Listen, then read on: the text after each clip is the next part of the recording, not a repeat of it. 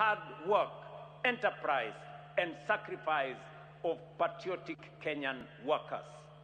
That is why, ladies and gentlemen, I salute you, all the Kenyan workers.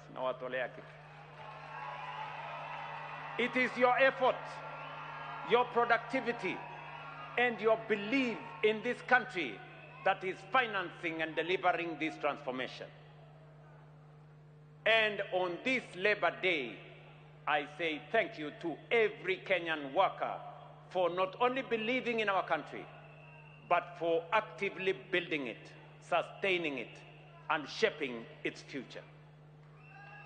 But beyond the walls we raise and the roofs we build lies an even greater story, the story of work, the story of dignity, and the story of opportunity. The affordable housing program has already created more than 640,000 jobs, and we are firmly on course to reach our target of 1 million jobs under this transformative national project.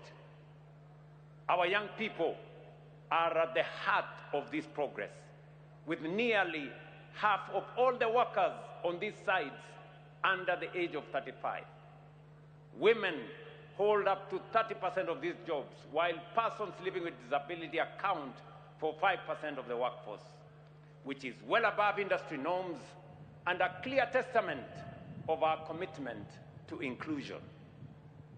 Importantly, up to 60% of the workforce on each site comes from the host county, ensuring that opportunity is not imported, but grown locally so that wages circulate within communities, businesses thrive, and development is truly felt at the grassroots by the people.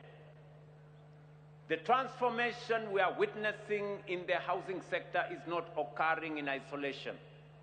It reflects a broader, deliberate shift taking place across every sector of our country.